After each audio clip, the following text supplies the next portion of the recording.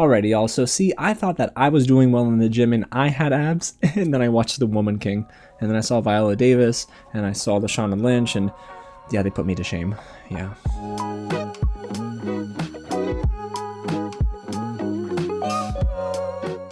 What's going on, everyone? James here with another real review, and today we're talking all about The Woman King. A huge thank you to Sony Pictures for giving me the chance to watch this early in theaters for review, and you can also watch it in theaters September 16th. So let me know down below in the comments when you do what you thought of the film. Did you like it? Really, did it rise up to your level of expectation? Because I'm not gonna lie, I went into this movie really excited, and I came away really happy. Now, before we get into all of my positives and negatives, guys, and we dive into, well, some things that I think that could have made the movie even better. If it is your first time here at the channel, welcome to Real James, where I love talking about movies, TV, and all the news in between. So if you like that, go ahead and hit the big red button below, subscribe to the channel, tap on the bell, and hit the thumbs up button. And please pardon me with my congestion, all right? I'm trying to get rid of it. Allegra D, work faster. Alrighty, also, let's waste no more time and get into The Woman King. If you don't know much about the film, it's directed by Gina Prince-Bythewood, and it's starring Viola Davis, who plays Nanisca, Boyega, who plays King Ghezo, Lashana Lynch, who plays Izogie, and Thuso and Mbedu, who plays Nawi. Oh, and I cannot forget about Sheila, Atim, who plays Amenza. Now, I know a lot of people are excited to see Viola Davis's name on this list, but for me, the name that jumped out was Thuso and Mbedu, and we'll talk about that in a little bit. Now, the story itself is inspired by true events, and I'm actually kind of glad I went on this journey because I was educated about a tribe that I didn't really know much about. The Woman King is the remarkable story of the Izogie, the all-female unit of warriors who protected the African kingdom of Dahomey in the 1800s with skills and a fierceness unlike anything the world has ever seen. And emphasis on the fierceness, because guys, there were some training exercises, so not even the battle sequences, that made me grimace. It was intense. But y'all, let's get right into the positives, because you know I like to stay optimistic here on the channel, and begin with this very first positive. The one takeaway that I think everyone's gonna have, and I did as well, is that the cast is pretty incredible. Now, this is an ensemble cast, which means that screen time has to be shared among so many different actors, but there were two standouts for me, and that's Lashana Lynch as Izogie and Thuso Mbedu as Nawi. Now, forgive me if I mispronounced any of the names here, but guys, their dynamic and the chemistry between both of these actors was palpable. I really loved seeing the arcs for both of these characters individually, but together, I was so happy to see how much time was dedicated to both of them learning from one another. So Izogie is one of these characters who she's basically second in command to Nanisca, and Nawi is someone who is thrown out by her father and basically forced to go and train to become a part of the Izogie. And I thought it was really impressive to see how they built this character. Thuso and Mbedu really is, I think, the heart and soul of this story and what basically the Izogie stand for. To me, The Woman King gives Thuso and Mbedu a huge stage, and she absolutely crushes it. And I was really hoping that she would capitalize on this stage because I was excited to see her performance after watching The Underground Railroad on Prime Video. Thuso and Mbedu, to me, is a rising star in this industry, and I just can't wait to see her in many more projects after this, and I think a lot more people are going to start to know her name. And then there's Sheila Atim as Amenza. She was incredibly solid as a performer here, but her character provided a little bit of that comedic relief that the movie kind of needed in some instances, because this film can get pretty dark and pretty bleak. But I loved that she was doing a lot of butt kicking, but she was also able to make the audience laugh a little bit. So she was a character who was pretty dynamic in her and of herself, but her fight scenes, I think that's the one thing that she's going to be known for after people come away from this film. The way she swings around this spear, y'all, this rod, this staff, I don't know what to call it properly, but let me tell y'all, when you see it on display, the way she works with Lashana Lynch in these fight choreography scenes, it is just beautiful. Honestly, the fight choreography overall was really impressive, but Sheila Atim really just kind of puts the exclamation point on these big fights. And then there's Boyega, who of course is one of my favorite actors in Hollywood, and he plays King Ghezo. Now, this is a king who has some questionable morals, because the behind the scenes, of course, the real story, at least from what I read on Wikipedia, admittedly, about King Ghezo is that he was peddling a lot of that slave trade, and he was trading slaves to some of the Portuguese, if I'm not mistaken, and that was what was kind of keeping him in power in a way, but like I love how the movie kind of plays with that, and there's a way that they evolve from that. Now I can't really explain to you how the movie ends because I don't want to spoil it for anyone who doesn't know about the true story of the Izogie, but I will tell you that, man, there is something that John Boyega does in this role that it just kind of captivates me. Every time he's on screen, his presence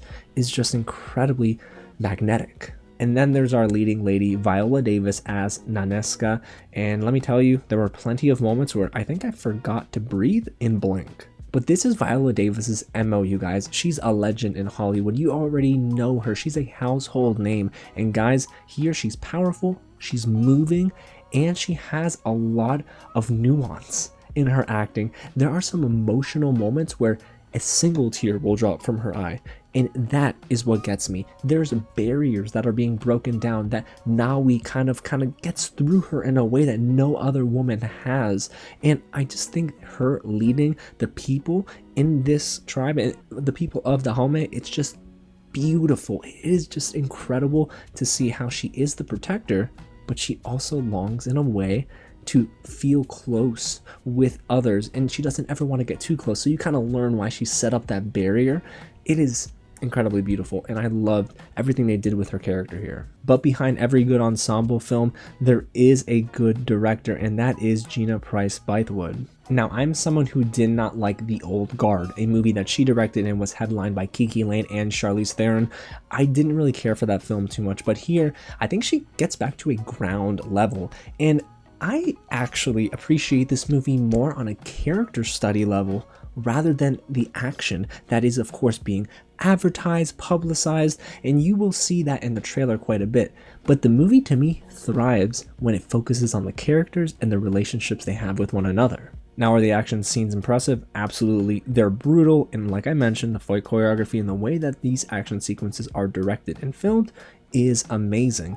But I just really loved the way we got introduced to the Izogie and the way we learned about this group of women. To me, it's the quiet in-betweens that this movie works so well within, and this approach is just one that I really appreciated because it would have been so easy to make this into a big action spectacle, but this movie has a lot of heart. And it actually has a lot of life lessons behind it too. And lastly here for the positives, guys, there's a fantastic bit of authenticity on display. Now listen, I understand that I am a white man, so there are some things in this film that I will definitely not relate to, but I can tell you that this movie felt very real. You know, it didn't feel like there was much CGI. I'm sure there was probably some CGI. There weren't many moments of green screen, even though I think there probably could have been some moments of green screen, but it felt like they shot on location. The costuming was beautiful, the makeup, the hair. Okay, hair and makeup in this movie, guys, if there are any categories that this movie is definitely going to be nominated for, it's hair and makeup, costume design, and there's got to be something here for the acting. But it is just incredible to see all of this on display and how well each element of the technical aspects of this movie, how they just marry one another. But hey guys, it's not just about the costume, makeup design, the set designs, it's also about the score by Terrence Blanchard, who is one of my favorite composers in Hollywood. He's excellent here, again, per usual. His work, you've probably heard from Inside Man to Five Bloods, Black Klansman, but I love the instrumentation that he uses here. It feels very authentic and linked very closely to Africa and the music you would hear out of Africa. There is so much love and appreciation, and you can tell that he definitely spent so much time just getting this right, trying to perfect it, and there was never a note that I felt was off. There was never a moment where the score was too loud or overbearing. It was just right. However, with all that being said, there are only two things that hold this movie back from being absolutely great, and the first negative that I have here on this list, guys, is the pacing is just a bit disjointed. This movie definitely has a tough time getting into the third act, and it really is that home stretch where the movie kind of felt a little off for me, where it didn't know how to stick the landing. There are so many instances where I thought the movie will end here. Nope. And then I kept going. Nope, not here. All right, keep going. It's like the film kind of struggled to find its way towards the finish line. Now, were there moments in the middle of the movie that were a little slow? Sure, but I understood that from a story standpoint. However, in the third act, I feel like the movie maybe was stretched a little bit too thin. But then there's also this negative, and it's that there's almost too much melodrama inserted into this third act that took me out of many important scenes. So as you can tell, there's a pattern here, guys. The third act, it could have been a little bit stronger, to be honest with you, but there are some really important moments in the final half of this movie where I feel like maybe they played it up too much. They were really punching up the drama, and I thought, guys, realistically, this would not make sense, but the film up to that point was pretty darn realistic, so I didn't really understand why they went very Hollywood with some scenes when they could have probably scaled that back and had some of those dramatic moments away from danger, away from the middle of battles, and it would have been easier, I think, for me to believe that versus, well, pretty much the whole world stopping around some characters. So I wish that maybe there were some better instances of writing, of maybe moments that were placed improperly. I just feel like the timing could have been better for some of these important scenes, and maybe they would have stripped away the melodrama. It would have worked even more for me. But overall, you guys, what do I really think of The Woman King? And you know what? I think this movie kicks a lot of butt, but more importantly, it has a lot of heart. I really enjoyed my time with this film. It's a movie that is so detail oriented, but also is so poignant. It honestly knows what it wants to do. And I was never questioning director Gina Prince-Bythewood and what she was doing.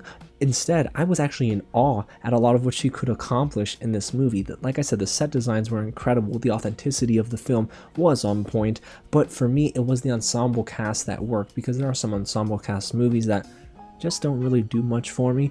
But here in The Woman King, there are so many different instances where I thought, that got me, and this movie is captivating. And like I mentioned at the beginning of this review, I'm so excited for Thuso and Mbedu and how she's going to rise in Hollywood. So yes, major studios, please cast her in more projects, because I know she's got what it takes, and this movie is just one huge jumping off point for her. So do I recommend The Woman King? Absolutely. And what would I rate it out of 5? I probably would give it a 4 out of 5, you guys. This movie is really strong, and I'm so excited for you to see it. So when you do, let me know in the comments down below if you agree with me, if you disagree with me, or if you're kind of in the middle, and go ahead and subscribe for more reviews just like this.